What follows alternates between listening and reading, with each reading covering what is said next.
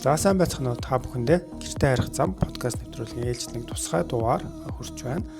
За энэхүү дугаарыг бид бүхэн хэлэн чанах монголчуудын зөвлөл болон нөхцөл үндэсний байгууллагын олон улсын шилжилтгөөний байгууллага хамтран зохион байгуулсан Диаспора форум фестивалиас бол бэлтгэсэн байгаа. За энэ фестивалийн үеэр бол диаспора сэдвтэ илтгэлүүд явагдсан байгаа. За мөн их орондоо иргэн ирэх хэрэгтэй гэсэн панел хэлэлцүүлэг явагдсан байгаа.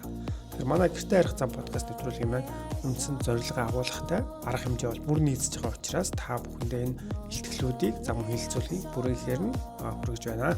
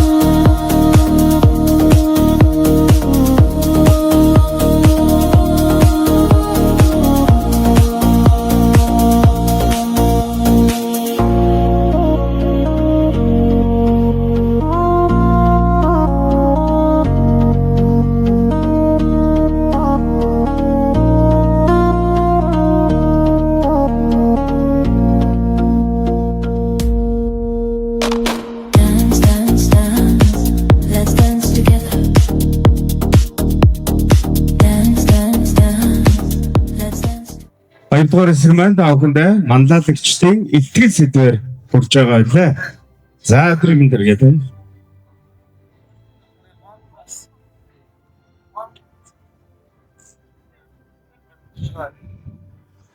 Энд хүрэлцэн ирсэн их мөндөд хүмүүстээ энэ өдрийн мэндийг хүргэе. Өнөөдөр хатагтай Йокогийн ээж авч явах их хүчтэй байх шиг байна. Эхлээ надлаг өдөр байна. Тэгээ нарны эсрэг харах чи айгүй гоё байт юм бүх юм тодорч харагдаж байна. Тэгээ өнөөдрийн арга хэмжээнд өрсөн диаспора хэлэлцүүлгийн энэ үйл ажиллагааг зохион байгуулж байгаа хамт олондоо баярлалаа. Намайг Ямбилим гэдэг би утга зохиол судлаач мэрэгчлээ. Өнөөдөр 2019 оноос хойш өөрийнхөө хийж байгаа найрагчийн мөрөөр медиа дэслэлийн тухай та бүхэнд ярихаар ирсэн. Тэгээд энэ төслийн хамгийн товчхондоо бол бид бүхний сайн мэддэг зохиолч Насаг Дөржийн Германд сурсан он жилүүдийн тухай гэж ойлгоход болно. Тэгээд би төслийн тухай товчхон хэлээд танилцуулъя.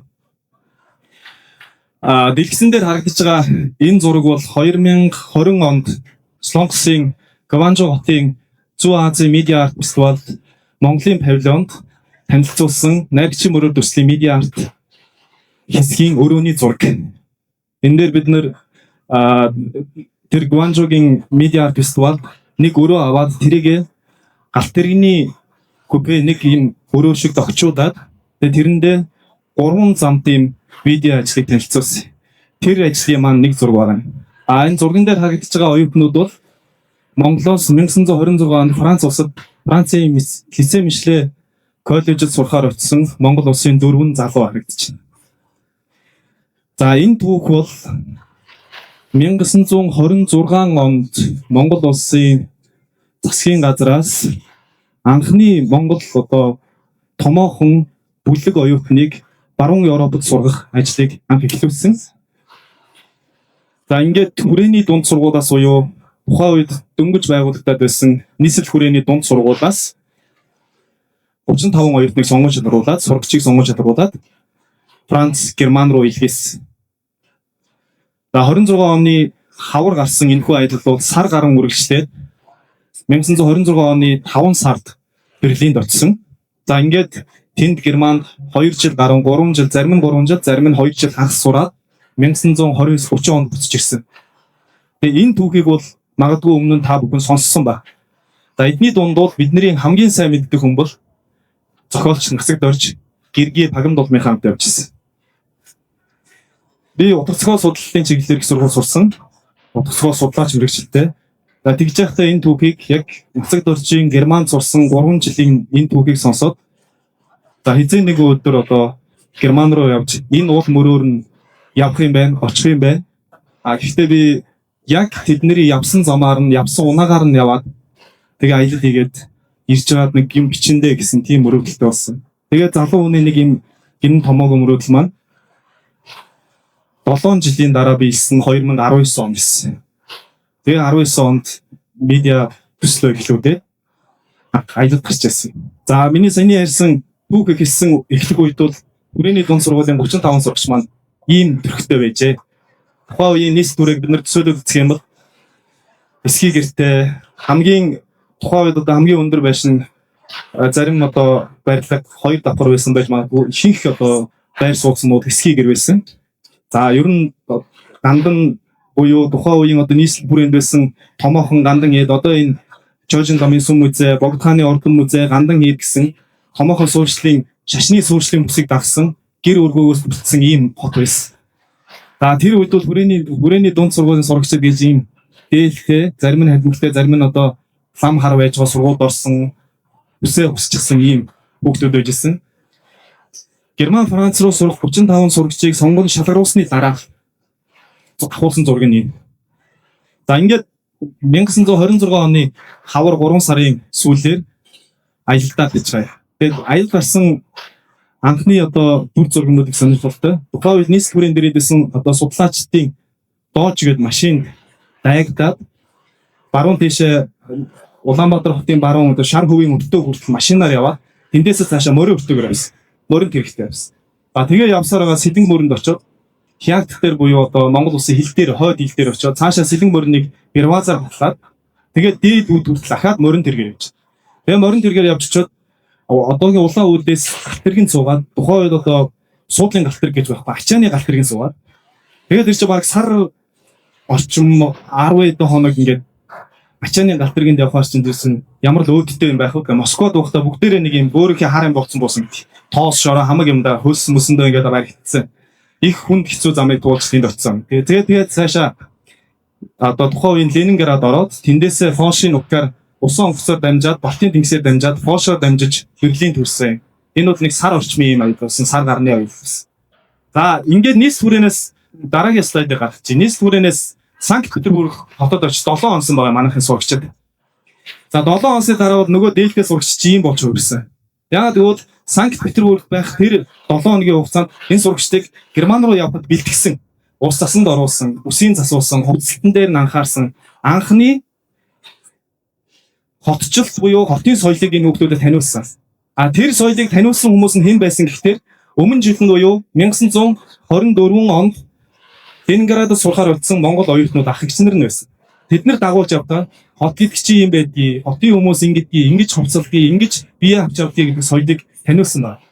За ингээд 7 орчим хоногийг Ленинград өнгөрүүлээд цаашаа усан онгоцонд суусан. За дараагийнхаа. Ингээд усан онгоцон суугаад Польшоор дамжаад Берлинд очоод Хорнау гэдэг одоо Берлиний зүүн хойд захын юм да. Их тийм модтой жоохон хөдөө зэлүүд маягийн дүүрэгт байшин хөлсөд суугаад тэгээд энэ зургийг авсан. Энэ бол яг Берлинд очиж байрсан үеийнх нь зураг байна. За нэлээд хотын маягийн дэгжин залуучууд охид өгөөд олчихсан ийм зураг гэж. За одоо бид бүхэн харж байгаа тэр доод завдаа сууж байгаа сахалтай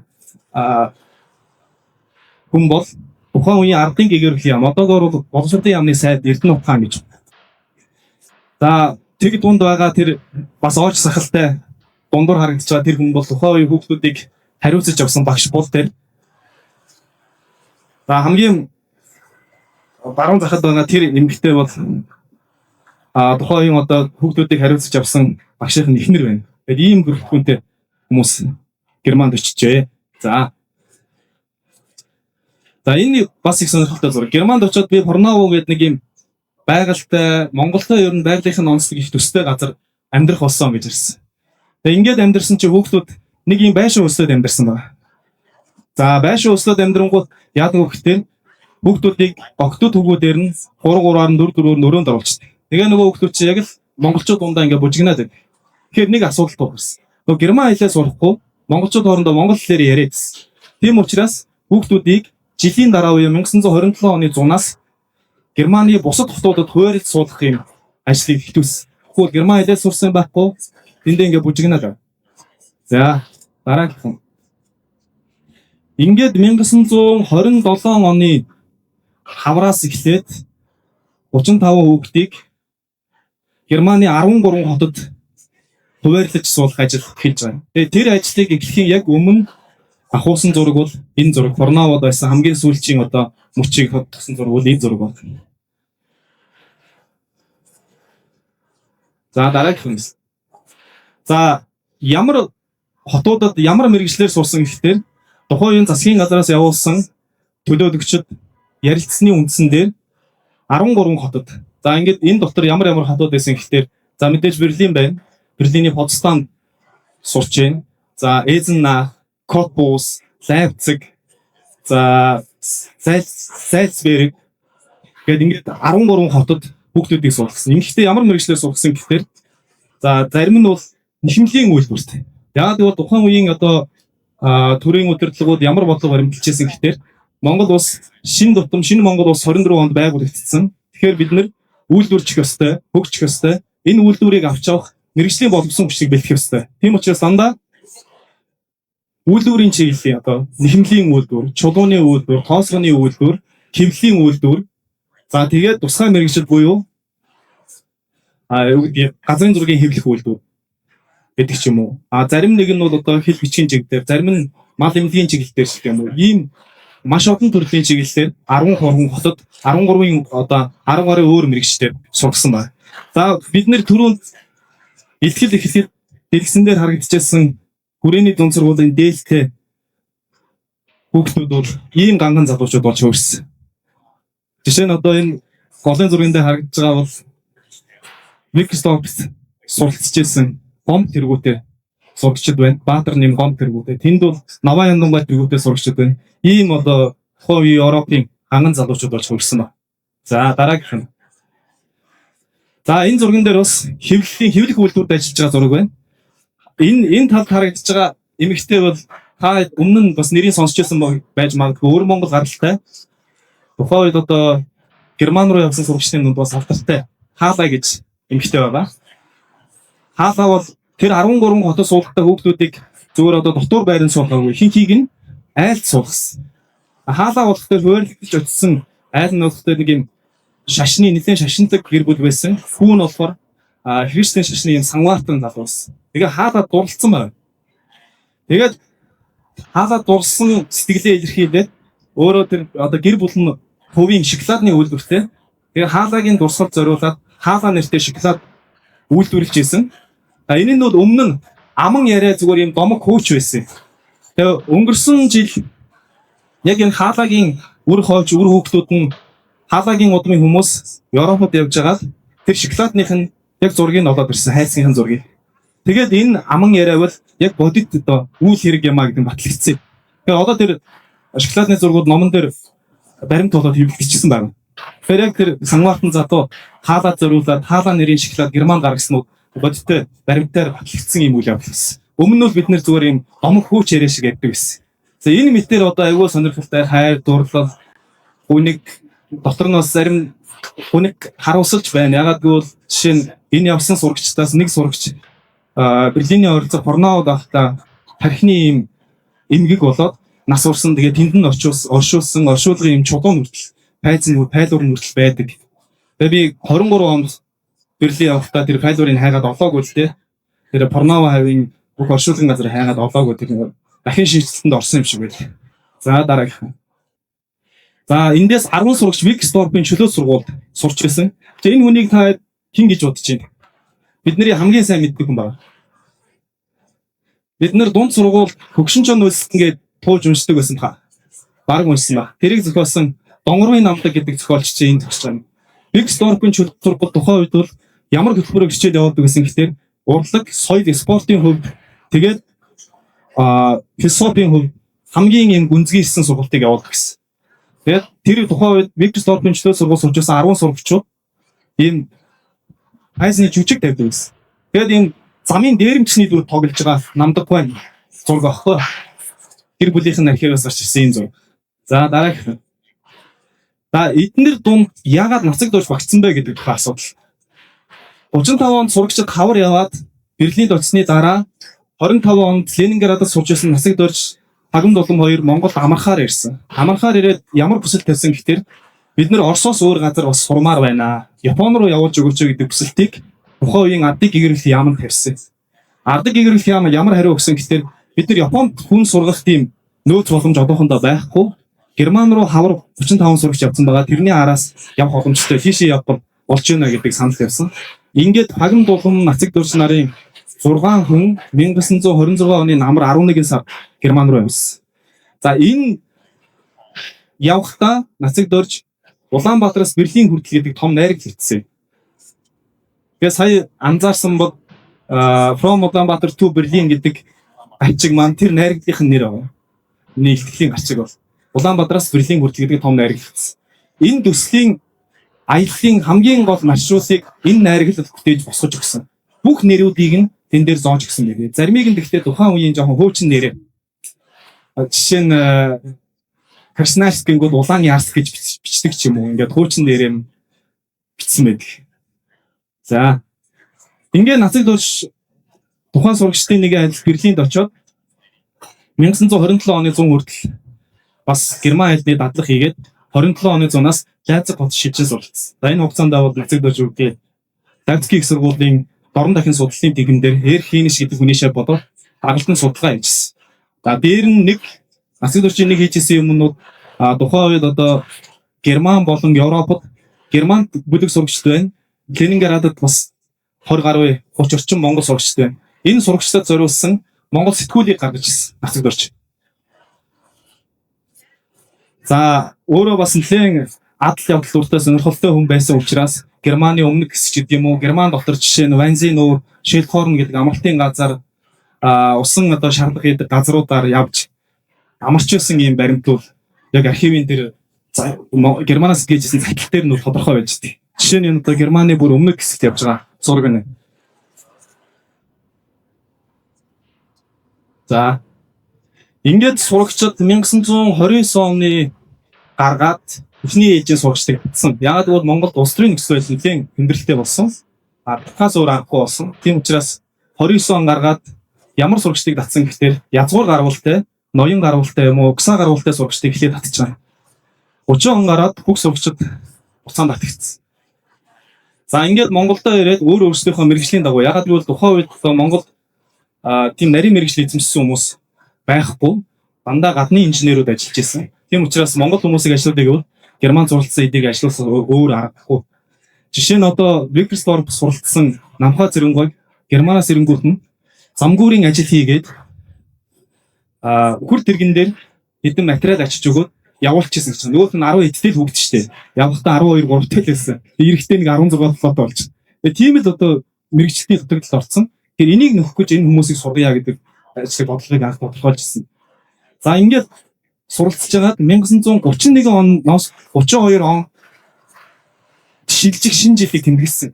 Германд байсан хүмүүс. Яагаад гэвэл бид нар чинь Европын энэ баяруудад илүү ойр байна шүү дээ, тийм. Яагаад гэвэл тэр улс оронд нь амьдраад үдцсэн учраас энэ Герман суралцсан нөхдүүд цуглаад 1931-ээс 32 оныг огтсон ийм шинэ жилийг тэмдэглэж байгаа. За энэ шинэ жилээс болжууд энэ хүүхдүүдийн амьдрал бүр оронгоор ойлгож байгаа. Ер нь бол энэ хүүхдүүдийн тухай Герман Францад суралцсан энэ хүүхдүүдийн тухай зурганд бол хамгийн том одоо ийм өөрчлөлт болсон зураг бол энэ зураг. Тэгээ энэ зургийг нэг хэсгийг нь ард нь хайж насаг дурчин банкет гэдэг нэртэйгээр дотоод яаманд авчиж өгсөн хүн. Тэгээд энэ зургаас болоод яасан гэхээр энэ хүүхдүүдийг Германы технологи гэдэг нэгээр хэрэг үүсгэсэн. Хоёрдугаар нь болохоор тухайн үед дорн зүгтийг Манжгоо улс тоглоомын хаант улс байгуулагдсан байсан. Манжгоо улс байгуулагдсан 1 жилийн ойг тэмдэглэсэн байна гэдэг үндэслэл гарч ирээд дахиад иргэнэсэн. За ингээд энэс хойш энэ хүүхдүүдийг дандаа гадны уруугч буюу ямар нэгэн улсын тагнуул гэдэг хэрэг үүсгэж байцаасан юм аа. За бидний нөгөө ихтгэл эхлэхэд харагдчихсан нөгөө 10 хэдтэй хөрхөн хүүхдүүд маань ийм болсон байсан үлээ. Энэ Герман Францад сурсан энэ хэдэн хүн дотроос хэн төрсөн гэхтэр одоо бид нарын мэдж байгаа Нацаг Дорж Монголын театрын анхны суурийг тавьсан Нацаг Доржийн зохиолоор анхны найруулгыг хийсэн Монгол Улсын төрийн шагналт зохиолч Донгорын Навтлаг төрсөн. Зохиолч орчуулагч Наваа Юндан төрсөн. Хөдөө аж ахуйн шинжилгээ ухааны гавьяа зөвхөлтөн дүүрсрэнгаа төрсөн. За киноны гэхэд Төмрийн Нацаг Дорж байгаа. Норшмогийн зам кино орчуулсан Төмрийн Нацаг Дорж байгаа. Мантухай цэцэн хатан киноны 2 дугаар найруулагч Гомбогоо төрсөн. Ардын багш Бацуггүй энэ дундаас төрсөн. Гавьяа төгш Бавуугаа төрсөн. За хил бичиг геолог бүхэл салбарын анхдагчид жишээ нь анхны номын сангийн мэрэгчлэлтэн сурмааж байгаа төрсөн гэдэг энэ 35 хүүхэд Монгол улсын одоо бүх салбарын анхны суурийг тавьсан анхдагчид болж өсөж хөгжсөн юм аа. Тэгээд энэ хүртэл одоо энэ 1960 оны сүүлээр авсан зураг л да. Германаас энэ хүүхдүүдийг хариуцчихсан Сергей Волх гэдэг англи гаралтай хүн Монгол улсад ажиллах үеэр энэ зургийг уулзч авахулсан. Энэ бол баг эхний бөгөөд сүүлчийн удаа уулзалт нь гэж байгаа бөөндөө. Яагаад гэвэл тэр хүүхдүүдийг бэлэмгдүүлж байсан хта бүгдийг нь хооронд нь ингэж одоо үгтэй хор хүн хоорондын харилцаанд хор хийсэн. Тэгвэл нэгнээр нь одоо нэгний албаар одоо гүтгсэн болгож нэгнийг ховлсон болгож ийм одоо найз нөхдөлийн хооронд хор өгсөн учраас энэ хүүхдүүд хамгийн сүүлийн уулзалт нь 1960 оны сүүлээр уулзсан энэ уулзалт байсан гэж. За ингээд энэ бол яг Порнавод дөнгөж Монголоос очиод байх үед авахсан зураг. Барилдаж чинь тий. Хажуудалд нь багш нь асууд ижигсэн ингээд барилдаж байгаа энэ зураг. Тэгээ энэ зургийг слайдынхаа хамгийн төгсгөлд оруулсан шалтгаан нь бол ийм 10 хэдтэй хүүхдүүд яваад 3 жил Герман суралцаад буцаж ирээд Монгол улсынхаа хөгжил цэцгэлтэн хажуугаар нь улс төрийн маш хүнд нөхцөл байдал цахаан цэвэрлүүлэлт байцаал олон янзын шахалт дундуу бүхэл салбарыг авч гарах юм мэрэгчлэтнүүд болж өсөж өндийсэн юм аа. Ганц ч удаа бид би энэ мэрэгчлийн ажилд хийхгүй гэж зүгтаагүй. Бүгд яг туйлдаа хүртэл хамгийн дээд зэрэгт хүртэл явсан, хамгийн дээд шагналуудыг бүгдээрээ авсан. Тэгэхээр энэ түүх бол хожмын одоо монголчуудын ялангуяа одоо Нацаг Доржийн эрдмийг өөрлөхөөр явсан монгол залуусын хувьд бол бахархалтай, мэдчих бастай хүч өгөх юм түүх байгаа гэж найдаж байгаа. Тийм учраас энэ зургийг оруулсан. За ингээд наригчийн мөрөөр төсөл 10 гаруй ажлыг хийгээд байгаа. Жишээ нь бид нар одоо Тайван Солонгос хоёрт олон улсын медиаар төсөлд яг энэ түүхээр оролцсон. За жижиг ивентүүд гэх юм бол одоо хамгийн сүүлд бид Улаанбаатар хотод Нацаг Доржтой холбоотой газруудаар явган аялал хийдэг тийм ивентүүдийг хийсэн. Жишээний 2 ангит баримт киног хүргэсэн. За дээр нь өнгөрсөн хавар 2025 онд энэ яг энэ түүхийн тухай Дурсамжийн газрын зураг гэдэг ийм номыг бичсэн. Энэ ном бол нэг талдаа фикшн буюу уран зохиолын ном, нөгөө талдаа нон фикшн буюу баримт ном. Тэгэхээр яг энэ түүхийн дэлгэрэнгүй энэ аяллаа тухай уншихыг хүсвэл энэ номоос дэлгэрэнгүй уншиж болбаад ингээд эхлэлийнхаа төгсгөлд би нэг хөгжим сонсохыг хүсэж байна. Тэгвэл 2-3 минутын хөгжим 5 хүн цагаа зарцуулаад энэ хөгжмийг сонсоосоо гэж хүсэж байгаа. Миний ном 5 бүлэгтэй. Тэгээ 5 бүлгийнхаа төгсгөлд нь тэр бүлгийг илэрхийлсэн хөгжмийг оруулсан. Энэ хөгжмийн номлоор тусдаа хөгжмийн зохиолч ажилласан. Яг миний номыг уншаад тэр хөгжмийн зохиолч өөрийнхөө мэдэрсэн мэдрэмжээр энэ хөгжмүүдийг зохиолсон. Тэгээд би Санкт Петербург хотын тухай хөгжмийг өнөөдөр энэ тоглоулахаар авчирсан юм. Анхаарал хандуулсанд баярлалаа.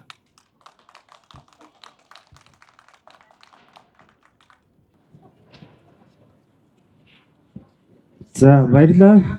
Диаспора манлайлагчдын илтгэлүүд маань энэхүү амжилтаа эхлээд явж байна. Тэгэхээр найрагчийн мөрөөр төслийн санаачлагч Бэм Нэмта баярлалаа. За дараагийн илтгэгч маань боловсролын мэрэгчлэн хатагтай инэрлийг тайлснаарай. За бүгд алгаад шиж өгч авъя тэхөө. За энэ сайхан арга хэмжээ баярын мэнд төргий. За микрофон таны мэдлэлтэрлээ. амжилт хүсье. За сайн байцгаана уу? Та бүхэндээ энэ өдрийн мэндийг хүргэе. Намайг Инэрл гэдэг. Тэгээд би өнөөдөр та бүхэндээ яг өөрийн хувийн болон бас мэрэгжлийн туршлагаа хуваалцахаар ирсэн байгаа. За дараагийн. За би ер нь өөрийгөө яг хаанаас танилцуулах вэ? Яг аль үнцгийг барих вэ гэж маш их бодсон. За тэгээд маш их бодсны эцэст ерөнхийдөө бол би хаан төрж өснөөсөө эхлүүлэх зүгээр байх илүү хүчтэй байх гэж ойлгосон. За тэгээд би болохоор Баян-Улгийн аймагт төрж өссөн ураанхай хүн байгаа. За энэ зурган дээр болохоор би яг өөрөө дарсан одоо миний өсөж төрсөн аймаг болоод яг миний одоо оюун ухаан, өв соёл бүх одоо өнөөдрийн инэрлийг бий болгоход нөлөөлсөн одоо хөдөө нутаг маань харагдаж байна. За энэ хоёр гэрийн нэг нь болохоор яг би одоо өөрийн хөгшин ээжтэйгээ хамт 15-аа ингээд хавар болон зуныг өнгөрүүлдэг байсан. Энэ одоо нандин зургаа та бүхэнтэйгээ хуваалцахыг хүслээ. За би болохоор өөрөө одоо багш мэргэжлээ хүн байгаа. За боловсролын салбарт болохоор би ингээд 13 дахь жилдээ ажиллаж байна. За тэгээд боловсролын салбарт 13 жил ажиллахдаа ерөнхийдөө бол цэцэрлэгийн наснаас бусад бүх насныханд ерөнхийдөө хичээл зааж үзсэн юм туршлагатай одоо мэргэжилтэн байгаа. Тийм учраас одоо боловсролын мэргэжилтэн гэж өөрийгөө тодорхойлсон. За тэгээд нөгөө багшийн мэргэжлийн боловсролын салбар дахь миний туршлагыг болохоор би ингээд хоёр хэсэгт хувааж танилцуулъя гэж бодсон. За яагаад ингэж өөрийн одоо сториг те хэлэх болсон бай гэхээр ерөнхийдөө хэрхэн гадагшаа явсан бас хэрхэн буцаж ирсэн гэд бүх одоо зүйлүүд ингээд бас нэг цаг доор зэрэг явдаг болохоор одоо энэ хүү тайлбарлаад явах байгаа шүү. За би яг өөрийн боловсролын одоо туршлага Баян-Улгийн аймгийн улсын сургуульд болохоор хичээл зааж ирсэн байгаа. За тэгээд Баян-Улгийн аймгийн аймагт хичээл заах хугацаанд би өөрөө биолог тэгээд байгалийн ухааны багш хүн юм байгаа. Ерөнхийдөө анханасаа байгаль их дэлхийдээ хайртай, за өв соёлоор эрхэмлэн дээдэлдэг хүн байсан болохоор хүүхдүүдэд зориулсан байгальтай холбоотой ийм клуб одоо үйл ажиллагаануудыг зохион байгуулдаг байсан. Тэгээд дараагаар нь Монголд болохоор улсын болоод хувийн бас тэгээд яг олон улсын сургууль болохоор ингээд багшлаад 5 жил багшлсныхаа дараа ерөнхийдөө за одоо би багш хүн байна те боловсролын салбарт байгаа учраас мэргэжлээ дээшлүүлэх шаардлагатай гэж ухамсарлаад Унгар улсыг одоо магистрийн зэрэгээ хамгаалахаар зорьсон байгаа. За тэгээд Унгар улсад би болохоор одоо боловсрол судлалын чиглэлээр за бүр ингээд дэлгэрүүлэх юм бол боловсролын менежментийн чиглэлээр магистраа сурахаар явсан юм. За ер нь анх болохоор одоо магистраа сураад Эрдэнэ номоо өөрчлөөд яг гяс тийм магистраа төгсөнгүүтээ буцаад Монгол руугаа явна гэсэн төлөвлөгөөтэйгээр анх 19 онд Унгар улс руу явсан. Харин 19 онд ерөөсөө нэг улирал сураад тэгээд ковид болсны дараа та бүхэн маань сайн мэдж байгаа бах. Энэ тэнд одоо улс орнууд хил хязгаар хаагдаад тэгээд Унгар улстай үргэлжлүүлэн магистраа одоо суушид сурах хэрэгтэй болсон. Тэгж байж байх хугацаанд за би мэдээж багш хүн учраас ерөнхийдөө мэргэжлийнхаа ажлыг хийх хэрэгтэй юм байна. Нэгэнтээ Унгар улсад байгаа учраас одоо тэгээ боловсролын салбарт туршлага хоригдлуулах хэрэгтэй юм байна гэд ер нь тэндээ багшаар ажиллаж үлдсэн байгаа. За ингээд харах юм бол ер нь Унгарт би нэг мэдсэн чинь анх 2 жил явчаад л ирнэ гэж боддог байсан бол нэг мэдсэн чинь ингээд 7 жил болчихсон байна. За тэгээд 7 жилийн дараа яг энэ 100 одоо би урт хугацаагаар одоо нэг мөр Монгол улс руугаа одоо буцаж ирж байгаа юм. За тэгээд 7 жилийн дотор маш их юм болсон байна. Тэгээд маш сонирхолтой зүйлүүд болон төсөлт ажлуудаа одоо оролцоод явсан байна. Энэ бүхнээсээ та бүхэндээ хуваалцъя гэж бодлоо. За би болохоор анх яг IB хөтөлбөртэй сургуульд болохоор 11 12 дугаар ангийн хүүхдүүдэд биолог тэгээд ESS буюу одоо байгалийн систем болон нийгэм гэдэг хичээлийг зааж эхэлсэн. За анх яг ингээд олон улсын сурагчдад яг Монгол багш хичээл заана гэхэд ерөнхийдөө жоохон айцтай байсан. Миний яг айжсэн хэсэг болохоор ер нь миний энэ тодорхой Монгол аялахтаа англи хэлийг олон улсын Европын хүүхдүүд тоож сонсох болов намайг яг багш гэж хүндлэх болов гэсэн айц надад маш их байсан. Тэгээд яг ороод ингээд 11 болон 12 дугаар ангийн хүүхдүүдэд хичээл заагаад ихсэн чинь англи хэл ерөөсөө асуудал байгаагүй. Харин биологийн хичээл буюу IB хөтөлбөрийн агуулга надад илүү чаленжтэй одоо сорил болж ирсэн байгаа. За тэгээ яг яасан бэ гэхээр би ч яг Монгол улсад биологийн хичээл заадаг байхдаа би бол Монгол тий одоо биологийн онолыг бол маш сайн мэднэ. Биологийн хичээлийг тий яаж зааж чадна гэдэг өөртөө яг биологийнхаа салбартаа итгэлтэй байсан бол яг ингээд IB хөтөлбөрийг заагаад эхэлсэн чинь тис ондоо хөтөлбөр байж гарсан. Энэ нь онол заах гэхээсээ илүүтэйгээр хүүхдүүдэд яг чадвар олгох зорилготой ийм хөтөлбөр байсан юм билээ. Тэгэнгүүт тэр нь миний хувьд маш хүчтэй одоо цохилт тэгээд чаленжтэй багш хүний хувьд болж ирсэн. Тэгэд яг яаж заахаа мэдэхгүй эсвэл манай яг тэр 11 12 дугаар ангийн хүүхдүүд бүгдээрээ судалгаа хийгээд одоо биднийхээр ярих юм бол одоо судалгааны дипломын ажил хийгээд төгсдөг юм бэлээ. Тэгээд тэр болгон дээр би судлаад тухайн үедээ суралцаад одоо хүүхд олон улсын сурагчтай болохоор заагаад ингээд амжилтаа 3 жил нийгмэд заачсан байна. Тэгээд заагаад явж байхдаа би нэг юм маш хүчтэй ойлгосон. Тэр нь болохоор одоо боловсролын тэгш бус байдал гэдэг чинь юусоо энэ юм байна. Би бакалавртаа сурсан тэр чадварыг, би бакалавртаа хийсэн тэр ажлыг одоо энэ 11 12 дугаар ангийн хүүхдүүд хийгээд төгсөж байгаа нь надад маш том ялгаатай байдлыг болохоор харуулсан байна. Тэгэхээр чи одоо яалтчгүй ингээд Монгол улсад одоо ерөнхий боловсролын сургуулаа төгсөж байгаа хүүхдүүд за тэгээд Европт Унгарт ерөнхий боловсролын сургуулаа төгсөж байгаа хүүхдүүдийн ялгаатай байдал миний хувьд болохоор маш хүчтэй цохилт болж ирсэн.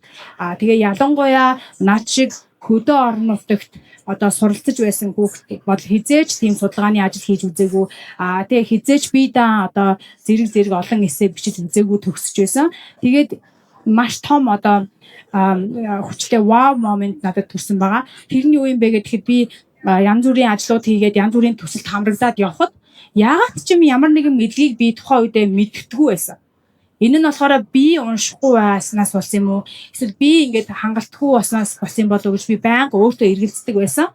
Гэтэл яг эргүүлээд яг энэ IB хөтөлбөрийг заах хугацаанд болохоор эн чинь боловсролын ялгаатай байдал юм байна. Эн чинь боловсролын тэгш бус байдал юм байна гэдэг хүчтэй мессежийг болохоор өөртөө ингэж авч би энэ дээр ямар нэгэн зүйл хийх ёстой юм байна. Бас нэг юм инэрл Баян Улгийн аймгийн хөдөө орон нутагт байгаа ах тий. Эсвэл бас нэг өөр хүүхд хөдөө орон нутагт ийм судалгааны ажил байдаг гэдгийг мэдэхгүй сууж байгаа ах. Тэгвэл би энэ хүүхдүүдэд хэрхэн яаж хүрэх вэ гэсэн бодлууд бол миний толгойд өрн хүчтэй одоо бууж эхэлсэн. За тэгээд яг үүнтэй холбоотойгоор ер нь тухайн тэр багшаар ажиллаж байгаа хугацаанд хүүхдэд одоо сурагчдад хэрхэн үр бүтээлтэйгээр чадварыг олгох юм бэ? Ямар аргаар заавал энэ хүүхдүүд тэ зөвхөн онол цээжил биш харин чадваруудыг эзэмшиж сурах юм бэ гэдэг судалгаануудыг хийж эхэлсэн байна. За тэгээд энд маш олон судалгаанууд хийгээд арга зүйнүүдийг эзэмшээд эхэлсэн. Тухайн тэр шинэлэг инновацлог арга зүйнүүдийг эзэмшээд хэрхэн яаж бусад багш нартай хуваалцах вэ гэдэг асуулт надад одоо тулгарсан. За тэгээд тухайн олон улсын сургууль би болохоор хоёр сургуульд суралцж байгаа хэвээр багш нарт бэлтгээд багш нарт болохоор одоо өөрийн ноу хаваа хуваалцаад коуч хийгээд эхэлсэн. Яг тэр судалгаа туршлага болохоор Монгол руугаа гаргахыг хүссэн. Нэг өдөр Facebook дээрээс би одоо нэг зар олж харсан байгаа. Тэр нь болохоор Teach for Mongolia буюу илгээлийн багш одоо төрийн бус байгууллагаас зохион байгуулж байгаа хөтөлбөрийг болохоор би олж харсан. Энэ хөтөлбөр маань өөрөө одоо багш тэгш боловсролын тэгш бус байдлыг бууруулах зорилготой хөтөлбөр бөгөөд энэ нь одоо багш бэлтгээд тухайн тэр багшийг 2 жил хөдөө орон нутг руу явуулах хөтөлбөр байсан. Тэгээд би Унгар улсын Будапешт хотод яг олон улсын сургуулийнхаа жижигхэн лабораторид сууж байхдаа би ерөөсөө явъя. Би ер нь Монгол руу явах хэрэгтэй юм байна. Би тэр хөдөө орон нутагт байгаа тэр хүүхдүүдэд хүрэх хэрэгтэй юм байна гэдэг шийдвэрийг гаргаад би хөтөлбөрийнхөө хамгийн эхний одоо жил зарласан тэр fellowship хөтөлбөрт материалаа явуулсан байгаа. За тэгээ материалаа явуулаад айгуу догтлолтой утгагүй ингээд би материал тий хөтөлбөрийн багаас надтай холбогдох байх. Би утгагүй хөдөө орон нутг руу явах юм байна да гэсэн догтлолтой байсан чинь би энэ хөтөлбөрөөс эхний шатандаа хасагдсан. За тэгээд одоо хөдөө орон нутг руу явах худлаа оллоо би одоо явж чадахгүй байна гэд хасагдчихсан болохоор яг угаасаа Унгарт нэгэнтээ 3-4 жил болчихсон байсан учраас үргэлжлүүлэн одоо ажиллаа хийгээд амьдарч исэн. Харин аз олоход хөтөлбөрийн баг маань тухайн оролцогч нараа судлаад надад бусаж эргүүлж холбогдоод та одоо улсын сургуулийн, хувийн сургуулийн, олон улсын сургуулийн юм туршлагатай боловсрол судлаач хүү юм байна. та манай одоо багш бэлтгэх хөтөлбөрийн нэг хэсэг бодоод одоо Head of Training and Development буюу одоо сургууль хөгжилд хариуцсан менежер ирэх боломжтой юу гэсэн сандыг тавьсан байгаа. Тэгээд мэдээж би хөдөө орон нутг руу буцаагаар авдаг. Тэгээд би мэдээж хөдөө орон нутг руу өөрөө явж чадахгүй ч гэсэн энэ гайхалтай багийн нэг хэсэг болно гэдэгтээ догтоод ерөөсөө шууд төлөвлөгөөгүй аялал буюу шууд чамдаанд хувцас хийгээд хүүхдээ аваад Монгол руугаа нисэн байгаа. Тэгээд нисээд ирээд одоо энэ хөтөлбөрийнхөө багш хөгжүүлэх багш сургах агуулгыг бүгдийг бэлдээд 300 дараалж Будапешт хотоос ирж Монгол багш нараа сургаж хөдөө орон нутагт байгаа хүүхдүүдтэй эдгээр багш нарынхаа одоо ачаар хурж ажилласандаа одоо миний сүнс болон миний зорилго одоо маш их хансан нэг өсөндөө бас нэг одоо эндэрч хөдөө орон нутагт байгаа охинд чанартай багш нар хурж байгаа гэдэгт нь одоо би маш их талархаж ажилласан байгаа.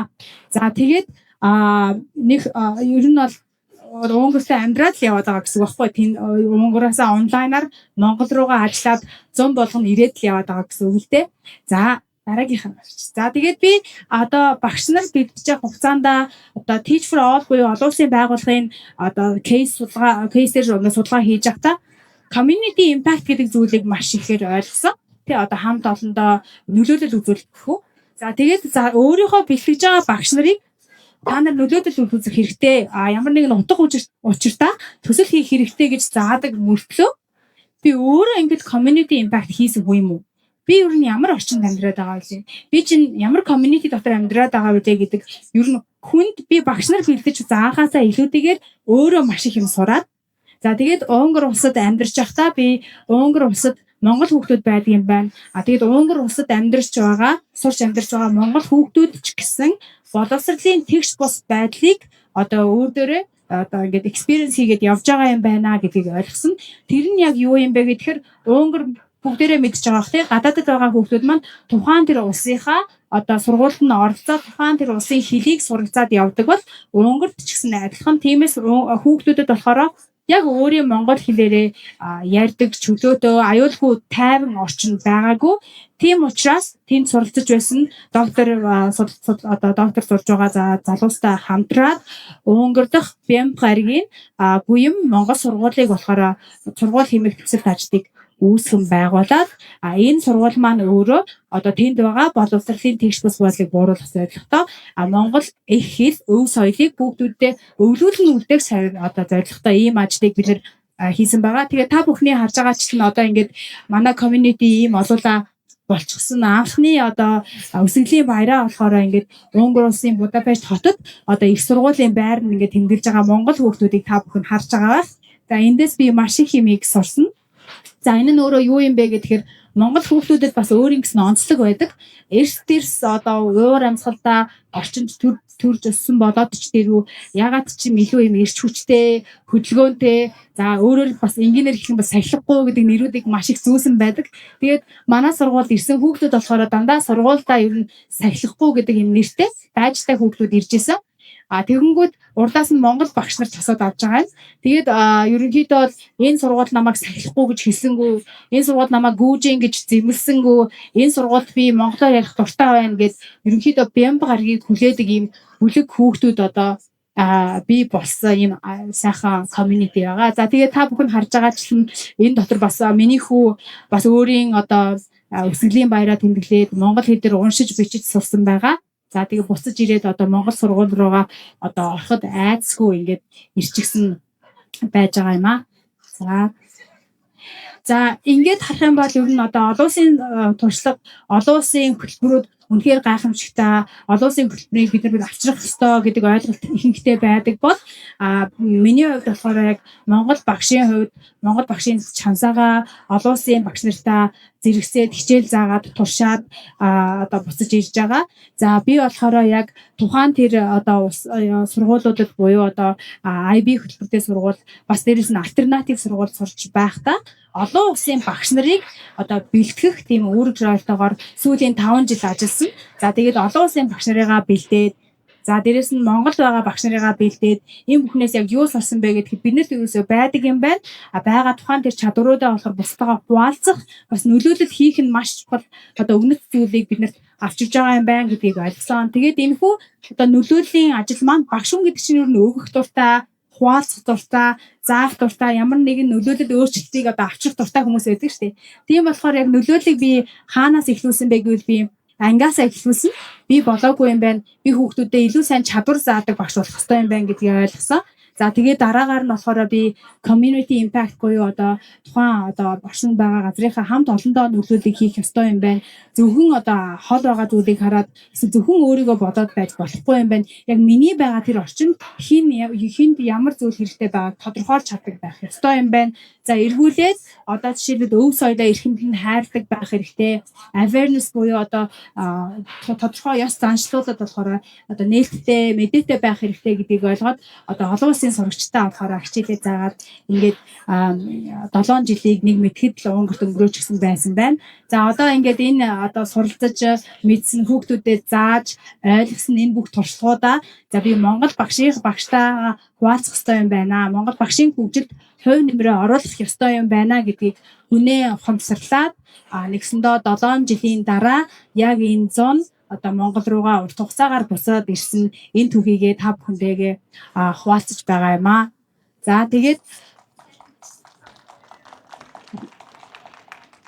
баярлалаа. За тэгээд ерөнхийдөө ингээд харахад би одоо олон улсад хичээл заах хэвчээ нэг зүйлийг ойлгосон. Бидний одоо гарал үүсэл өв соёл эрхийл гэдэг бол маш чухал юм байна. Биднэрт одоо өөртөө итгэл өөрийгөө ойлгох зүйл маань өөрөө энэ бүх өв соёлоос эхэлдэг гэдгийг одоо маш хүчтэйгээр ухамсарлсан. Энийг бас олон улсын сурагчдаасаа суралцсан. Тийм учраас би нэгсэндээ өнөөдөр ажиллаж байгаа бүх нөлөөллийн ажил маань дахиад өнөөдөр хийж байгаа багш нарыгаа сурахыг зорж байгаа энэ төсөлт ажлууд маань эргүүлээд хөгшин ээжтэйгээ амьдарч байсан тэр бяцхан энергийн өксөд мөрөөдөл юм болов гэж боддог. Тэгээд одоо та бүхэн сайн мэдж байгаа дэлхийн дурлаар маш их өөрчлөлтүүд явж байгаа. Энэ бүх зүйл нь өөрөө юу вэ гэхээр байгальд хүмүүсийг ойрхон байлгах, хүүхдүүдийг аюулгүй тайван байлгах, энэ бүгдийг ойлгосон багш нартай байлгах, боловсролын системтэй байлгах гэсэн одоо нөлөөллийн ажлууд дутмаг байгаа. Энэ болгонд одоо өөрийгөө оролцуулна, хувь нэмрээ оруулан зүтгэнэ хэмээн одоо өнөөдөр энэ зогсож байна. Тэгээд анхаарал тавьсан та бүхэндээ баярлалаа.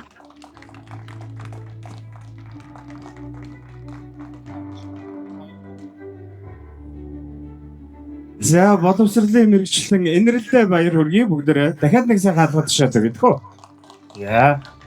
За ингээд манай манлайлагчдын ихтгэлийн хамгийн сүүлийн ихтгэлийг тавихаар тайзнаа бизнес эрхлэгч Батмигмарыг хүндэтгэн өрье. За амжилттай Батмигмартаа хаалгад тушъя. За древэн зэрэг. За баярлалаа. За сайн байцгаана уу энд хурам цугсан нийт зоч төлөөлөгчийн энэ өдрийн амар амгалан айлтгая. За намайг Балжны Монголтой Батмигмар гэдэг Монголдоо хуваараа бизнес эхэлж байгаа юм байна. За өнөөдөр бол 8 сарын 1-ний өдөр те би одоо яг өнөөдрөөс 7 хоногийн өмнө 7 сарын 24-нд бол миний Монголдоо яг 2 жилийн өмнө Монголдоо яг эргэж ирээ суурьсан 2 жилийн ой болсон. За тэгэхээр яг 2024 оны 7 сарын 24-ний өглөө уралууланаар би яг Чингис хаан олон улсын нисгуулаас аваараа тусалаад гэртээ харж явах явдаа бол надад яг нэг тийм хоёр янзын нэг тийм мэдрэмж төрж исэн. За нэг нь бол үнэхээр баяр баясгал аз жаргал байсан бол нэг нь бол нэг айдас эргэлцээ байсан. Ягаад тэгэхээр би одоо яг эндээс бүхнийг шинээр эхлэх гэж гэдэг нэг тийм сэтгэл байсан л да. За тэгээ би бол 2011 онд анх Солонгос улс руу явж илаа. Манай ихнэр 2010 онд их сургуулаа төгсөнгүүтээ магистраар сураад за би яг дараа жил нь одоо араас нь очиж байсан. За тэгээ очингуудаа бол ерөнхийдөө бас гэр бүлээ тэжээх амьдрал ахуйгаа дээшлүүлэх ихнэрийнхээ сургалтын төлбөрийг олох гэх мэт шаардлага шалтгаанаар бол очингуудаа шууд ажил хийж эхэлсэн. За тэгээд тухайн үед дөнгөж 23 настай. Тэстэл нэг ирээдүгээ томоор төсөөлсөн ирч хүчтэй нэг ийм залуу байсан. Багасаа бас нэг спортоор хичээлж гисэн.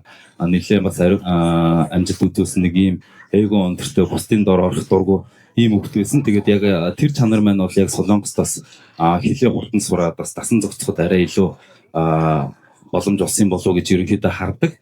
За тэгээд Ачингуудаа бол бас нэг кондишн холбоотой нэг ажил нэг ороод солонгос хүнтэй нэг солонгос ахгүй хоёулахнаа явдаг байсан юм а. Тэр чинь тэгээд өглөө шууд машинд нь суугаад тухайн үед би нэг ярианы нэг өрийн дэвтэр халаасалж явдаг гэсэн. Тэгээд тэндээсээ харж агаал нэг үг хараад Ёсми яг гэсэн да гэж нэг хэлчихгүй гэсэн нөгөө ах нь гайхаал над руу аюу гайхаж харжсэн. Тэр нь бол ямар утгатай үг гэсэн гэхээр хэлчээнгөө чармаал ажиллана л гэсэн нэг тийм л үг байсан. Тэгээд тухайн үед бол хэлний бэрхшээл маш их тулгардаг байсан. Ажлын мессен дээр ч тий одоо яг ийм юм аваад ирч гэдэг юм уу, тийм хийгэрэг гэдгийг нь бол ойлгохгүй солонгос хүмүүс ч бас нэг баг зэрэг ямаа өнгөтэй байдаг. Гэх мэтчлэг иймэрхүү хүндрэлүүд бол надад тулгарч исэн. За нийгмийн амьдралч дээр хэл мэдгүй хүмүүст бол үнэхээр тухайн үед бол асуудалтай тийм хэцүү байсан. Тэгээд удалгүй би бас нэг нүүлгэлтийн ажлыг бас тухайн үед хийдэг болсон. Тэгээд нүүлгэлтийн ажлыг бас солонгост байдаг бүх монголчууд бол андшгүй сайн мэдж байгаа. Монголчуудын бол ихэнх хүмүүс яг тэр салбарт ажилладаг.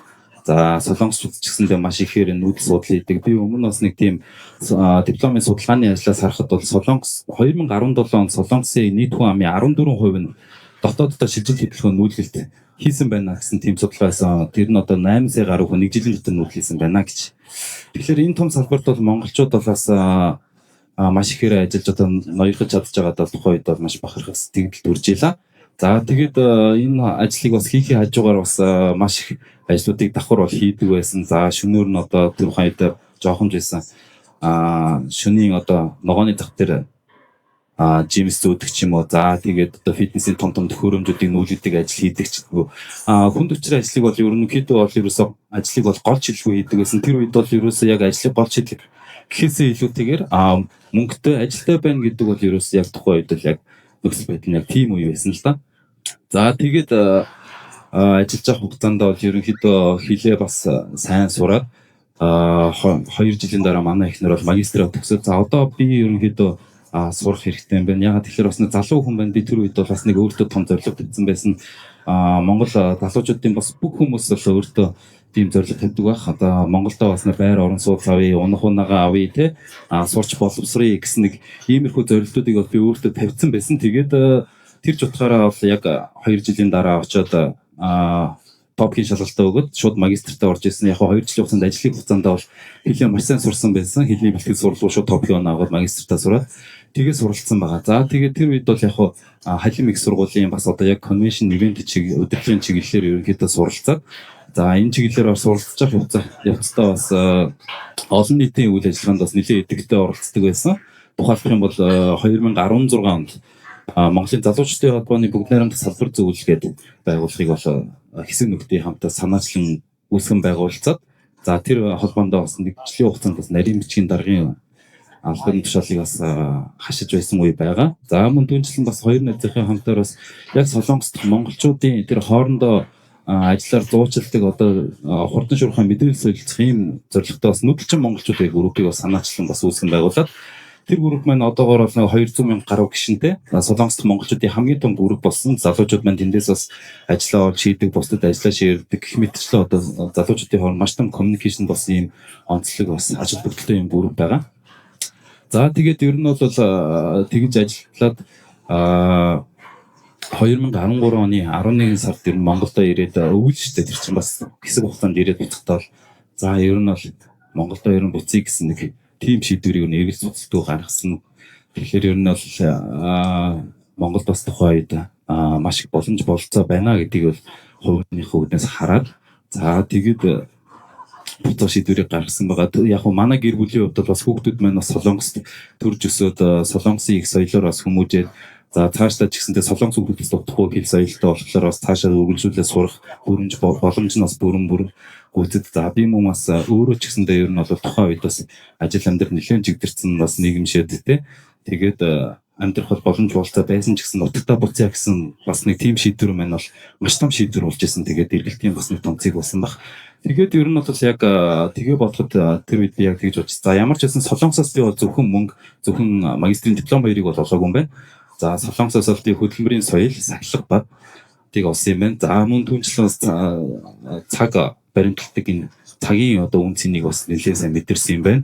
За ажлыг чанартай гүйцэтгэж за тэгээд хөдөлмөрийг бас хэрхэн зүүн үнэлэх энэ зүйлийг бас ер нь мэдэрч ойлгосон юм байна гэдэг. Иймэрхүү зүйлүүдээс би ерөнхийдөө за Монголд очиод ингэж хийхэд бол надад бол ямар ч байсан алдахгүй юм байна гэсэн нэг тийм эерэг бодол ерөнхийдөө байсан. За тэгээд 2024 оны 7 сард Утгатаа ирээд за тэр үед бол 7 сар байсан. Үнэхээр сайхан байсан. Тэгээ зам бол Монгол хичнээн сайхан байдаг үлээ те. Тэгээд амьдралаа бас шинээр эхэлж байгаа тийм мэдрэмж бас үнэхээр сайхан байдаг юм байлээ. За тэгээд гэхдээ яг хөө тэр үед бас нэг цээжинд бас нэг тодорхой нэг бас нэг айдас бол байсан л да. Эргэлзээ бол байсан. За би үнэхээр чадах болов ч гэдэг юм уу. Ягаад тэгэхээр ч одоо 10 хэдэн жил ингээд гадаад амьдарч байгаа Монголд ирэхлээр бас нэг тийм айдас хүнд ер нь төрдөг болсон байт юм байлээ.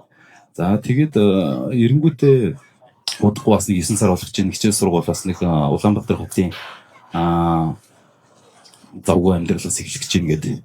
Тэгээд нэг сарын хугацаанд ерөнхийдөө ирээдүйдээ хийх бас зүйлүүдийнхаа бэлтгэл ажлыг хангаад тэгээд хамт идэс хязгаарлалт компани буюу тим компани байгуулад бас Royal нөхцөл үйлчлэгийг Монголд үүсгэн байгуулсан. За тухайн үед л яг би бас Солонгост бас нүүлгэлт хийдэг байсан хүний хувьд бас Солонгосын бас нүүлгэлтийг ямар стандартаар хийдэг. За мөн одоо хэрэглэгчдийг 100% сэтгэл ханамжаар хамсан тэр стандартаар Монголд нэвтрүүлэхийг бол хүссэн байгаа.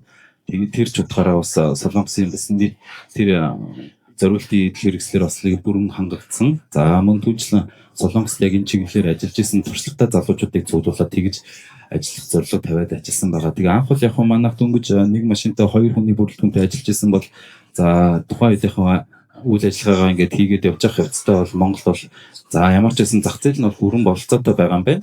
За монголчууд ч бас эртээр үеэс бас нэг ах トゥ хамаатан садангад дүр дуудаад ингээл нүдэг нэг юм уламж байсан бол одоогийн завгүй бас нэг хөгжсөн нийгэмд бүгдээрээ бас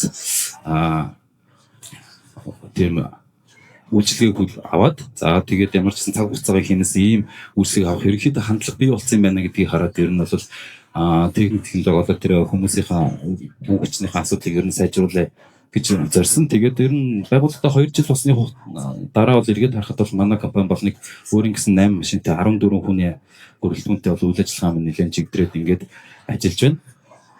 За тэгээд мөн түнчлэн бас найзуудынхаа хамтаар Алтан нуухын хязгаарлалт хөлтөд компаниг үүсгэн байгуулад тэр компани маань одоо бас 2 жилийн хугацаанд бас чамгүй амжилт үзүүлээд дэлхийд хүлээн зөвшөөрөгдсөн тийм принтер болон түүний дагалдах хэрэгсэлтийг үйлдвэрлэдэг энэ брендийг бол албан ёсны эрхийг аваад за Монголынхаа дотоодын зах зээнд нийлүүлээд ингээд PD бас нөөцлөгч компани болоод улсдаа бас татвараа төлөөд тэгээ явж байгаа. За тэгээ эндээс харах юм бол яг би Солонгос сурсан бас мэдлэг одоо мэдлэгээ бас үндэслээд бас бусдад бас ажлын байр бий болгоод бас улсдаа бас татвар төлөөд ингээд ажиллаж байгаа хувийн залуу хүний хувьд бол бас тэрнээс маш их урам зориг авч баяртай явдаг байгаа. За тэгээд ер нь бол одоо эндээс ингээд харахад бол юу Солонгосоос байж авах хугацаанд бол ер нь бол надад бас маш том тийм даглууд бол ерөнхийдөө бий болсон юм байна. Тэр дагл маань өнөөдөр бас миний амжилтыг бас ингэж бүтээж байгаа болов уу гэж хардаг. Тэрний үг гэхээр ямар ч байсан бас ажлыг бас чанартай хийж гүйцэтгэдэг болт юм байна. За цагийг баримтлт юм байна чанартай. За тэгээд мөн одоо бусдыг бас итгэлийг бас алддаг нэг ийм бас хандлага бол хүмүүс дадал болсон байдаг юм байна. Тэр ч утгаараа бас энэ миний амжилтын үндэс болсон болов уу гэж харж байгаа. За тэгээд ер нь Солонгос тэр ер нь гадаадд бас амьдарч байгаа хүмүүс хэрвээ Монголдо буцаж ирэх бодолтой тийм хүмүүс байгаа бол ер нь би ингэж хэлмээр байна.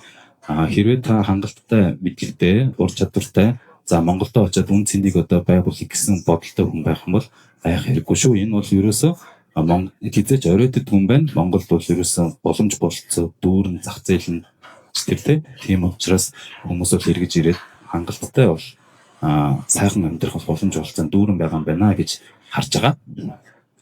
За тэгээ ер нь бол эцэст нь ингээд дүгнээд хэлэх юм бол ер нь бол би Солонгосоос зөвхөн мөнгийг авч ирсэн хүн биш. Би хөдөлмөрийн соёлын сахилга бат туршлагыг бол авчирсан байгаа. Тэгээд амжилт гэдэг бол хаана амьдсандаа биш сурсан зүйлээ хаана үнцэн болгож чадаж байгаадаа ер нь оршд юм байна гэж харж байгаа. За баярлалаа та бүхэнд.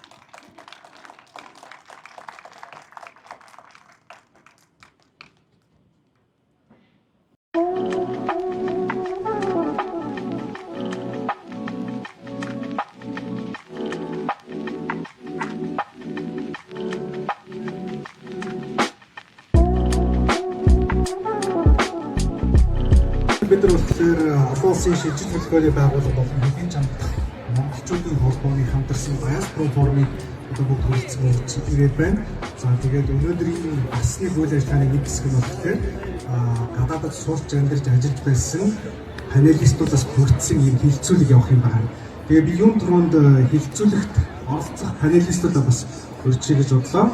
За манай панелист хот төлөвлөгч Авдар сайхан, гэрээгээ бодлогын хүрээлэнгийн гүйцэтгэх захирал Номгэр, Кембриж их сургуулийн антрополог хааны докторант, судлаач Зурж Аргал, Монгол Улсын хурлын Зурж Аргал тавхийг хайцлаа хүрч байна.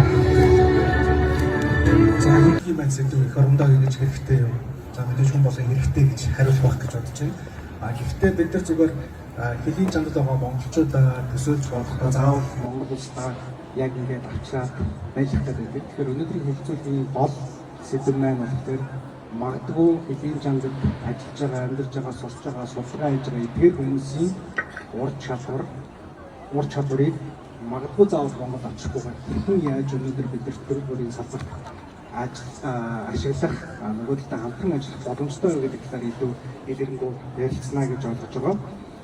За тэгээд би эхний асуултаа ерөнхийдөө панел оролцож байгаа бүх хүмүүсээс асууж маш богинохон байдлаар манай өнөөдрийн сэдв бол хэлийн чандад байгаа эх орондоо иргэн хэлийн чандад байгаа монголчууд маань эх орондоо ирж хэрэгтэй гэдэг асуулт та бүхэн ер нь өөрсдөө маш богинохон хариулт юу гэж хариулах вэ? Заавал сайн баярлалаа. Ирсэн баярлалаа та бүхэнд. Тэгээд товчхондоо бол яг миний харж байгаа онцөг бол бүгдээрээ ирээд заавал оролцох хэрэгтэй, заавал тэгх хэрэгтэй гэдэг бол сая өрөөсгөл хариулт гэж бодоод байна. Яагаад гэж бол хувь хүний сонголт, хувь хүний амьдрал өчнөө зүйл байгаа.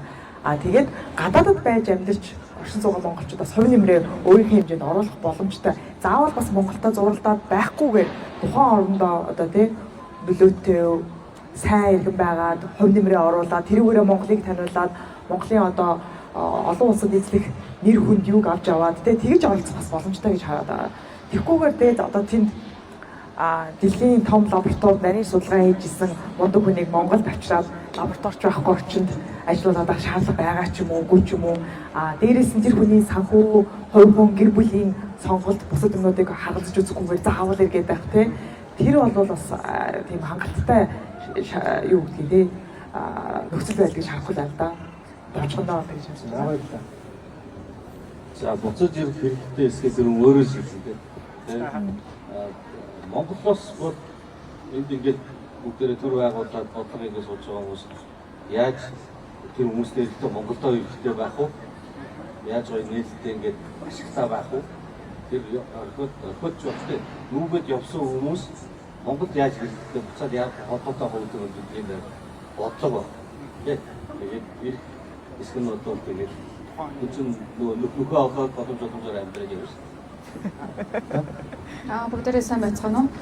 Миний хувьд бол ирэх хэрэгтэй юу үгүй юу гэдэг асуултыг жоохон тодруулаад хизээ буюу цаг хугацааны асуулт одоо өнцгөөс нь одоо тайлбарлаж юм уу тиймэрхүү хариулт өгмөр байна л да. Ягаад гэхээр тэр хүн зорьсон зорилготой хүрээд сургуулаа төгснөө, тий ажиллаа хийнэ, яг нэг газар руу очиод ийм амжуулна, бүтээн зорино гэсэн ажлаа амжуулаад ирэх нь олвол яг тэр хүний цаг хугацааны өөрийнх нь сонголт учраас ирэх хэрэгтэй гэдгийн хувьд бол хэрэгтэй гэхдээ хизээвэ гэдгээ олвол тэр хүн өөрөө л сонгох ба.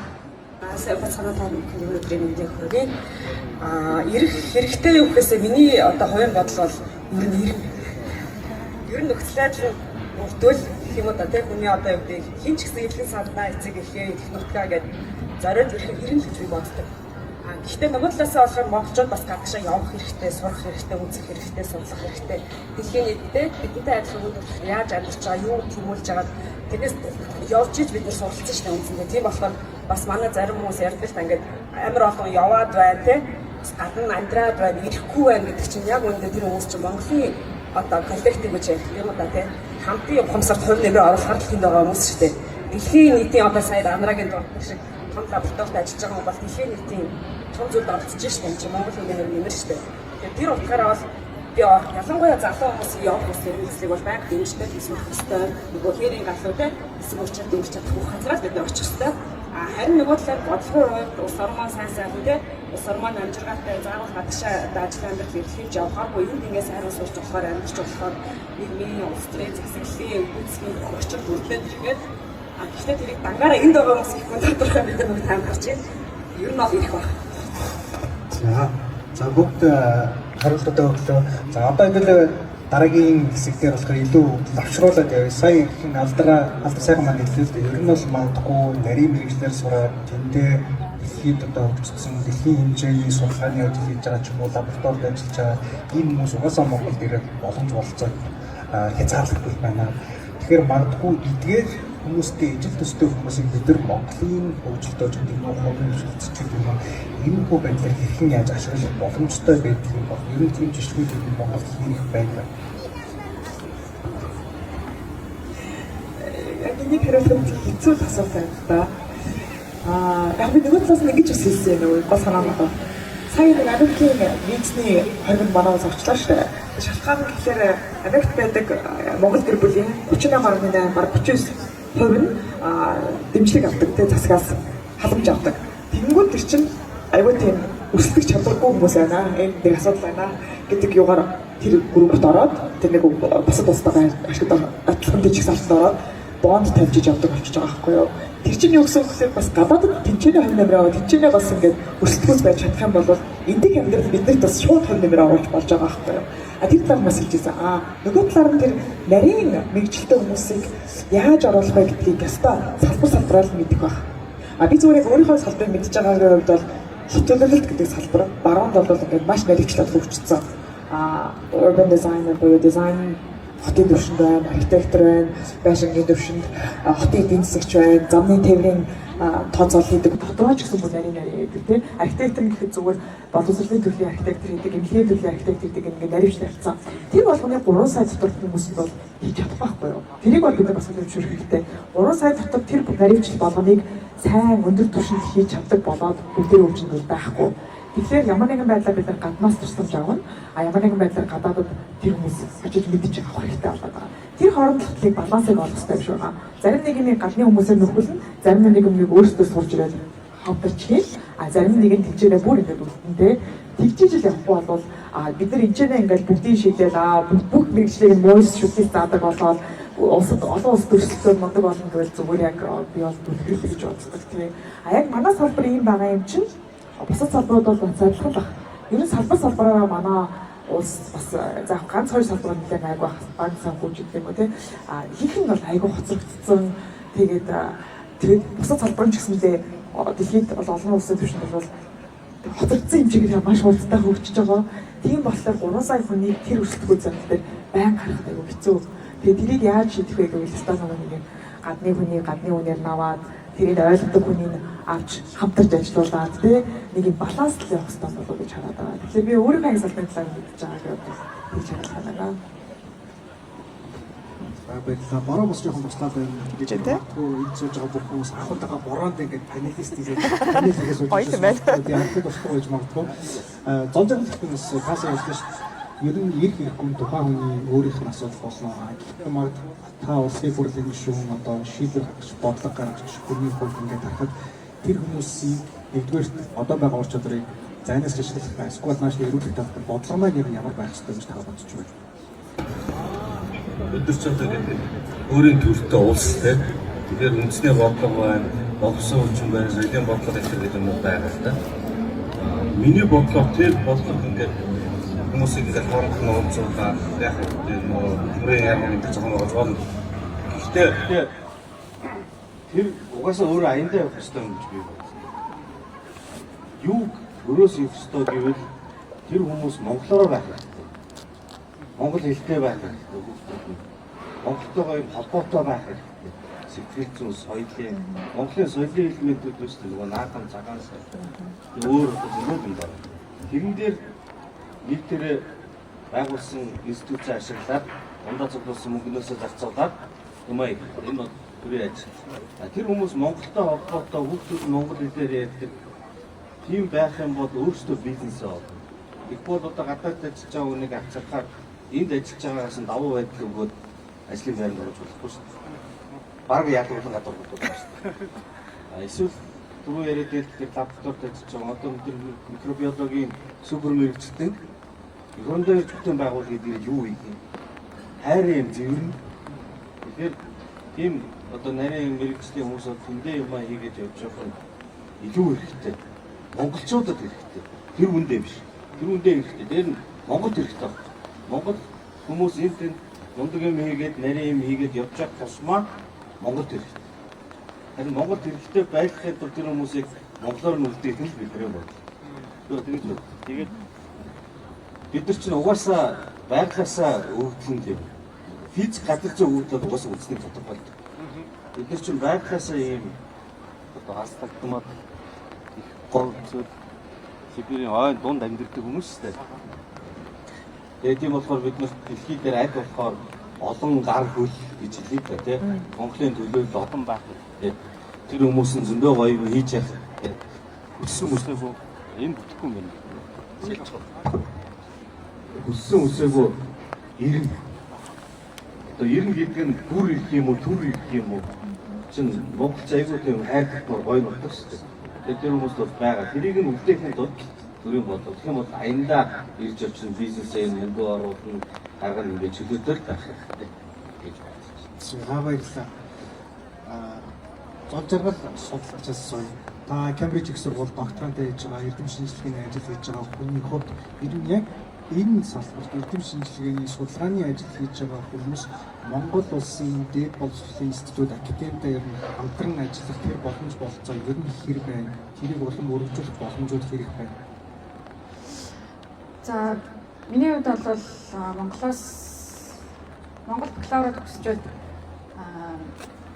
Герман руу бас 2 дахь бакалавр хийгээд тэгээд бакалавр мастер доктороо Кембрижийн их сургууль дээр ингээд хамгаалаад явж байна.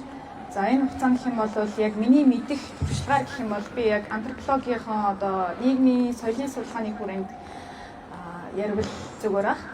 За тэгэхээр антрополог гэхээр Монгол судлалтай салшгүй холбоотой. За ер нь бол диаспора гэдээ ярихаар та газрын тэг бүх улс үндэстний соёлын одоо диаспора community бүгдээрээ тухайн улс орныхон хэл соёлын одоо төв судалгааны төв байгууллага их сургуулиудтай ингэж холбоотой тэрийг ингээд тойрч одоо хүрээлж тэрнгээр одоо зангилагдаж оршиж яадаг. За Монголын хувьд ч гэсэн ялгаагүй Монгол судлалын хүрээлэн төвүүдийг тэгээ энд тэнд одоо яг байгуулад өгчнөө олон жил болж байгаа. Тэрний туршлага бол их байгаа. Гэхдээ сүүлийн үед бол тэр Монгол судалтай холбоотой асуудлууд бас жоохон санхүүжилт гэх мэтчлэн улс төр одоо тэгээ геополитикийн асуудлаас болоод хаагдах одоо харамсалтай асуудлууд зөндөө одоо бий болж байна. За миний хувьд гэх юм бол ягаад энэ Монгол судлалын холбоо, Монгол судлалын төв гэж онцолж яриад байна вэ гэхээр Монгол судлалын холбоо нэгт байснараа тухайн одоо улс хотод байгаа монголчууд улс үндэстэн хоорондоо нэгдэх одоо цаансаар наадмаа ядаж бид нэр ингэж одоо тэмдэглэх үндсийг ингээд тэр хүмүүс чинь одоо тэгээ байгуул одоо бүрдүүлж өгдөг. За тэгээд янз бүрийн албан ёсны үйл ажиллагааны зохион байгуулах болохоор Монгол судлалын холбоогоор төшөглөдөг маш тийм түшигтэй одоо хантай одоо байгууллага байдаг. За тэгэхээр нэгт бол яг ингээд Монгол community ингээд холбож өгч гин, уулзуулж гин, баяр наадам зохион байгуулж гин. Хоёр дахь юм бол одоо институцийн одоо ямар нэгэн тухайн одоо хост байгууллагын их сургуулийн институцийн ийм тусламж дэмжлэг маш одоо өнгөртэй байж байгаа. За тэгэхээр энийг ярьж байгаа гэх юм бол Монгол судлалын холбоогоо бид нэр бол маш сайн авч яваад дэмжиж яваад ирэх юм бол нааша ирэх одоо юу гэдгийг холбоо судалгааны тусламж дэмжлэг харилцаа холбоо солилцоо бол байнга явагдаж гин гэсэн үг гэж би бол харж байгаа. За баярлалаа. Намын гэрэл судлаач policy analyst холбын одоо судалгааны чиглэлээс асууж та гэрээгээ судалгааны хөрөлөө сайн гэдэг хэлээ. Ер нь бол энэ хэрэгхээс илүү тэр хүмүүсийг монголоор яаж байлгах вэ? Хадгалаад цаанаас харж байгаа юм наадад үнэлэх тэр хүмүүсийн хүүхдүүд нь би одоо ийм улсаас гаралтай шүү гэдэг ингээд байнга мэдэрч явах хэрэгтэй тийм. Тэгэхээр нөгөө талдаа бодлогын судалгааны хүрээлэнд талаас харахаар манад явагдаж байгаа бодлогуудад тэр маань тусгагдсан байдаг юм болов уу? Эсвэл энэ маань ингээд сайн дурын үндсэн дээр алдаг оног өөр орнуудад явж байгаа. Энэ дээр таны бодлого ямар вэ?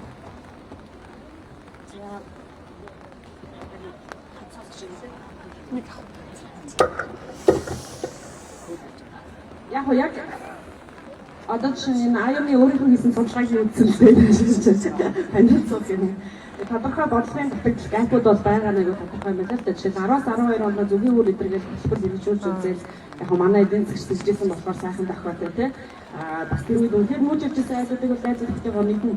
Тэгэхээр сүүлийн хэдэн жил бас үнэхээр олноороо нүүж байгааг бол мэднэ. Тэгэхээр бид нар нийгэм эдийн засгийн нөхцөлөд яхах хүмүүсийн шийдвэр гаргахад олбоч зүйл болж байгаа шүү дээ. Тэгэхээр одоо таны хэлдгээр нөгөө хизээ нэг одоо миний түрүү хэлсэн хизээ нэгэн цагт угаасаа ирнэ гэдэг чинь тэр нэг холбоос амьд байж иж бас ирнэ шүү дээ. Тэгэхээр холбоос нь сая манай бас энэ бусад таниалагдсан хэлж байгаа Монгол улсын их сургуулиуд дээр хөгжүүлэх асуудлууд одоо ялангуяа гадаашаа сурж байгаа бол Монголын шилдэг залуучууд шүү дээ. Тэр залуучууд маань төвтэй ойрхон байх Монгол хэлээр хүүхдүүдээ тийм Монгол хэлээр ярьдаг нэг Монголтой нэг холбоотой байх нь одоо сэжмүүдийг хэрвээ одоо юу гэх юм тодорхой одоо сайн дурын иргэн нэгний үйлсэл байхгүй бол түр тэн дээр анхаарал хандах ёстой. Бодлогын орчнууд байх ёстой. Би бас Монгол улсын төвүүдэд очиж санхүүжилтээр сууж их үйл ажиллагаа томилж байгаа гэж аваад гэсэн. Тэгээд дараа нь онд Монгол улсын иргэдийн чуулган Монгол болох гэж байгаа шүү дээ. Тэгэхээр энэ одоо арга хэмжээ дараа нь арга хэмжээ дээр бүгдээрээ бас нэг тодорхой чиглэл рүү бас чиглүүлээсэй гэж хүсэж байна бидний ярьж байгаа зүйлүүд дээр зүгээр олон улсын түвшинд бол одоо янз бүрийн туршлагууд бас байдаг юм байлаа. Одоо жишээ нь тэр Dublin Dublin-ийн фреймворк гэдэг одоо диаспорад яаж төр засвал ингэж хийж ёстой вэ гэдэг сурах юм асар их байна гэж харсан олон улсын туршлагууд. Зүгээр бид нар тэрийг яаж хэрэгжүүлэх үү, яаж Монголдо нийцүүлэх үү гэдэг л асуудал байгаа.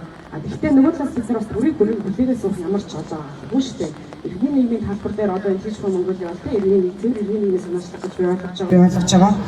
Энэ сая бизнесмен залуу бас ингээд өөрийнхөө хувийн тийм туршлага ярьлаа. Манай Индрэл бас ингээд хоёр тийм Монголд байгаа монголчуудаа ч хувь нэмэр оруулж ирсэн тэнд байх хугацаанд тэгээ энд ч ирээд одоо ингээд Монголд ажиллаж байгаа. Тэгэхээр бид нарт бүгдэнд нь бас нээлттэй боломжууд ялангуяа заавал төрөөр дамжихгүйгээр ялангуяа тэр аймын судалгаан дээр дурдсан шиг заавал төрөөр дамжихгүйгээр иргэний нийгмийн байгууллагын Монгол болон гадаад байгаа монголчуудыг холбох нь бүр байхгүй юу? Тэгээд одоо судалгааны өнцгөөс жишээл харахад би бол асар их судлаач нар хаана хин юу хийж ийн гэдгийг байнга ингээ харж танилцахыг хүсдэг. Энд ч гэсэн танилцахыг хүсэж байна. Яг бол би ямар судалгаа сонгож хийх хэсэг нь би яг хиймээр байгаа. Тэр хийж чадах хүн олдохгүй хэсгээс заримдаа хамаардаг. Хичнээн хүсэл баримж би тэр хийж чадах судалгаа боломжтой зүйл шүү дээ. Нэг хоёр удаа тийм бас хацаагүй мэдээж татнаа фил судалгаанууд байж болно. Гэхдээ юу гэж болох зүйл. Тэгэхээр энэ том хүний нууц ялангуяа бичлэгтэй, чадaltaй судлаач эрдэмтэн гадаад байгаа хүмүүстэйгээ бол одоо судалгааны өнцгөөс хамтарч ажиллах маш их хүсэл эрмэлздэг. Одоо яг үнээр хэлээ ямар судалгаа хийгмээр байгаа маань надад тэр судлаач нь олох хэсгээс одоо хамарч байна. Алдарсахаас тий. Алдарсахны хувьд бол олон улсын байгууллагад ажиллажсэн. За тэгээд илүү орон нутгийн хөгжил талаар бас ингээд ажиллажсэн үйл бүрэлдэхүүн хүмүүс байдаг. Тэгэхээр ер нь гадаад байгаа монголчууд одоо мэргэжлийн залуучуудыг орон нутгийн хөгжил рүү чирж одоо оруулах гэх юм шиг тий. Ер нь чиглүүлэх тэр боломж болж байгаа юм хэрэг байна. Тэгээд магадгүй байгаа газраас орон нутгийн хөгжил рүү ямар байдлаар оруулж тийм сайн жишээнүүд юм байна.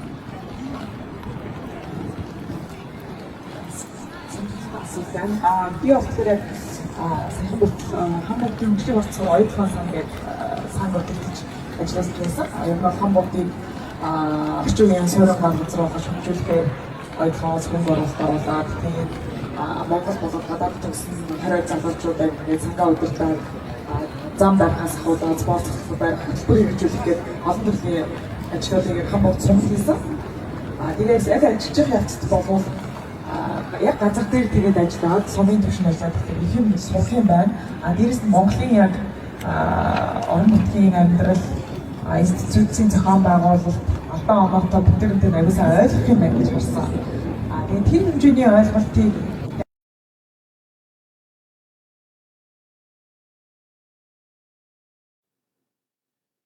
яг ингээд контролдож болох уу гэх юм одоо гэдэг олон фактор бүхий биш том биш газраас бол аягүй сайн ойлгоод мэдрээд тэр хэмжээгээр бас импакт ихтэй байхаар хийж болох юм билэ.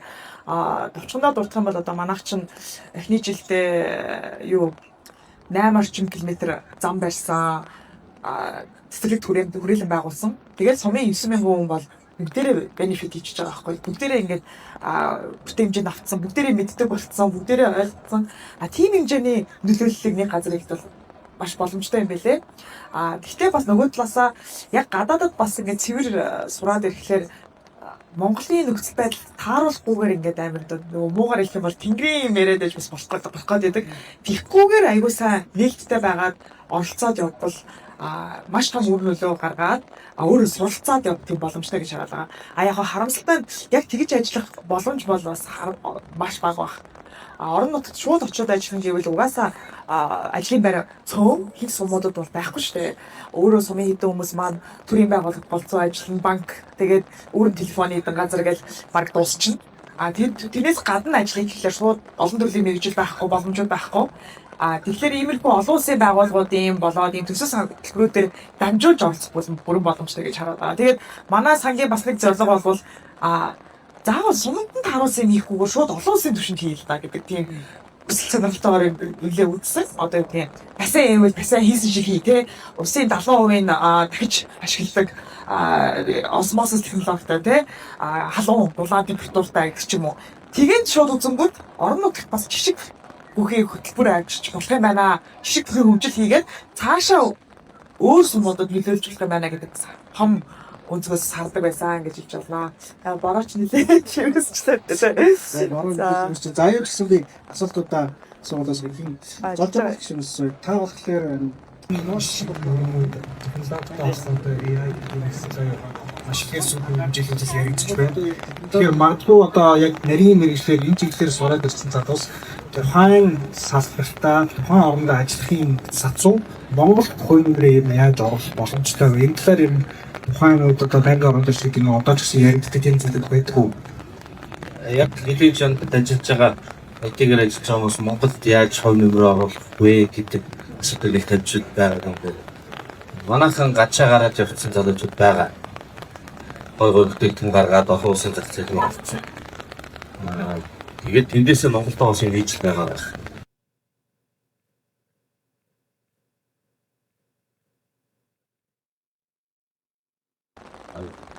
Юусууд тэг мэдээний хэрэгдэг бол манай нэг бодлогчдыг юм гээд гой олон жил ярьж байгаа гоо батсан хэрэгж зүггүй хотлаа хойд гараад харинаас тэрэн дэрийг хийх боломжийг баянтай өгөөд байна. Би миний хийх гэж оролдож байгаа сангийн бод ажлууд захимаар сонгууд байна. Билийн чамд байгаа монголчууд захимаар сонгууд байна. Юуне захин бодлогын банк орны дараа багтнаас оноочлаад бид ажлыг гаргасан бомооч шинжлэхүйн дараагаар нь сонгосон. Тэгээд бүх байгууллагуудаа санд авсан хинч хийсэн гэж байна. Бүгд өөрийн бүх дүгнэлтэнд боломжтой. Олон улсын туршлагуудыг газар дээр нь үзсэн. Өндөр технологийн улсууд шийддэг, манайхаас миний бодлоор хойно байгаа улсууд шийддэг боломжтой. Захин биш юм ахэд шуудангаар хийж болно. Эрсдэд бараг байхгүй. Байршлуулыг нэмэх болно. За тэгээд өвөлдөө бид нар гаргацсан. Тэгж бол олдож чадахгүй байгаа. Улс төрийн хувьд ойлголцох юм цаг хугацаа хэрэгтэй байна. Тэгээ энийг хийх юм бол яагаад би онц ачаал бодлогод юм гэхээр манай нийгэм чинь айгүй хуус төрсөн сонгуультай хажууд бүгд өгдөг жижигхэн нийгэм. Тэгэхээр сонгуул ачаал бүгд хөхөр зэрэг одоо манай аймгийн төсөвдөр тэдэн төгрөг суудгана гэж үзчихэж байгаа шүү дээ. Эдийн цаана байгаа 2 аймаг шиг 200-300 мянган хүмүүсийн ирэх ашгийг бодоод ирэхээр тийшээ чинь улс төрийн бодлогын толгойн ажиллаж эхэлнэ шүү дээ. Тэгээ тийшээ энэ байгаа хэдэн төгрөгөө хуваа гэж байгаа юм биш. Зүгээр тэнд байгаа хүмүүсээ дэмжсэн муугаар хэлэх цадын авахын төлөө хүмүүс үлдэлж идэв. Тэр нь цаад утгаараа нөгөө Монголтойгоо холбоотой байх маш том шүү. Улс төрийн оролцоо гэдэг бол хүний сэтгэл зүрхний би төрөө Монгол төрөө байгуулж байгаа гэдэг. Тэрүүгээр дамжаад ингээд монголчууд байгаа нэмэгдэн. Тэгэхээр би одоо энэ яг энэ сэдвээр одоо онцгой анхаарч өөрөө гэж одоо ажиллаж байна. За баярлалаа. За ер нь бороо бид ширээсүүд байгаа учраас би үлдсэн хоёр панелистээс асуугаад хэдүүлээ ер нь панелаа өндөрлөе гэж бодож байна. Гэхдээ яг нэг майхан суугаад тавлаа нэг хууч болж байгаа учраас нэрэлэг байж шиг хэлсэн авчихсан.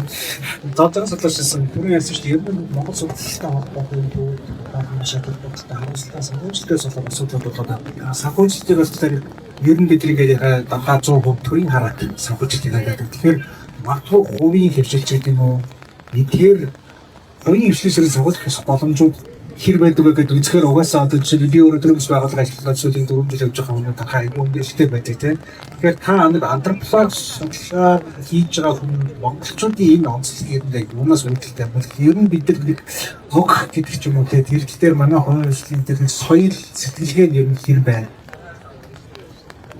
За миний хувьд бол Монгол судлалын холбоо гэж ярих жишээ нь Германд бол Humboldt-ийн их сургуулийн жижиг Монгол судлалын төв гэхээсээ илүү баг семинар ордог, монгол хэл заадаг тийм одоо танхим гэж байсан. За тэгээд тэнд бол герман сурч явах үед маш холбоотой тэгээд анхлагаар сурдаг учраас байнгын үйл ажиллагаанд нь оролцдог байсан.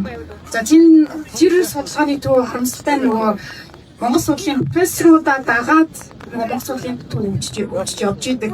Тэгээд монгол судлалын сайн одоо өгшин настай одоо гадаад профессорууд өчтөчнөө гадаадаар дүүрэн байдаг. Тэр хүмүүсийг түшгэлж ингэж бүжиж явдаг онцлогтой. За тэгэхээр Германд байгаа тэр судлалын төв болохоор бас яг тэр настай хүмүүс нь одоо ингэ тэтгэр гардаг ч юм уу те ажиллахаа болоод ирэхээр унтардаг, болдог асуудал байдаг. Дээрээс нь санхүүжилтийн асуудал гэдэг. Одоо их сургууль нь бол тэр хөнгөгийг нь зогсоодог. Ягаад тэгэхээр тэр нэртэй том профессор нь одоо ажиллахаа болцохоор тэр одоо төвийн нэр суурь ингээ байхгүй болчихж байгаа гэсэн үг байхгүй юу? За тэгээд тийм шалтгаануудын үүднээс болоод ингээд одоо алга болж байгаа Монгол судлалын жижиг холбоонууд өгчлөө байна.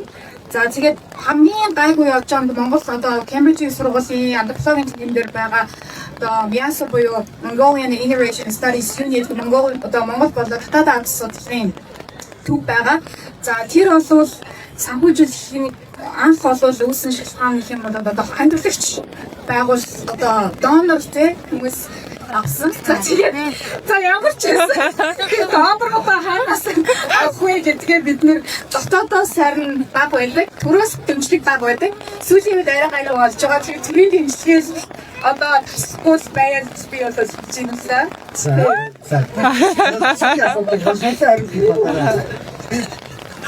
Базаадаас ер нь хэдийн жамт монголчуудын оролцоонд хөдөлгөөн доо.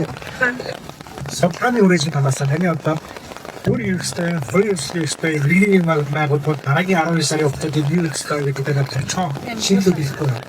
Боломжууд. За би зөвхөн одоо богино дуу маягийн хэлчихгүй байна. Энэ манай хэдийн чанах монголчуудын одоо бас олон жил ажиллаж байгаа тийм. Бодолтосоо тийм мэддэг монголчууд маш хилжсэн учраас ямар асуудал авахдаг. Нөгөө талаа ямар асуудлууд те гадаад ямар асуудал мэдж байгаа штэ. Тэгэхээр магадгүй тэр одоо matchmaking тийм скил matching онлайн платформ хамгийн easy бөгөөд талаас нь босгоод ирэх боломжтой тийм. Тийм юм шиг санагдсан. Яг нь мэдээж энэ одоо энд байгаа зангиа маяг гэдэргээл байгаа л та. Гэхдээ магадгүй одоо би өөрөө нөө иргэний нийгмийн талбар дээр харж байгаа үеийн удаас иргэний нийгэмд маш их хүний нөөц хэрэгтэй байгаа байхгүй дэмжлэг тусалцаа Монголд аягүй хөрмөлдөж байгаа салбар хичээд байгаа сүүлийн. Тэгэхээр ялангуяа одоо хэрвээ энд одоо байгаа та бүхэн бас онлайнаар дамжаад хүмүүс сонсож байгаа иргэний нийгэмд хувь нэмрээ оруулаач ээ. Тэгээд бас та бүхний скиллүүдээ тийм хэрэгж болох судалгаа цогцоор үүсгэх юм бол тэгж авах боломжтой байна гэдэг юм. За баярлалаа. Тэгээд манай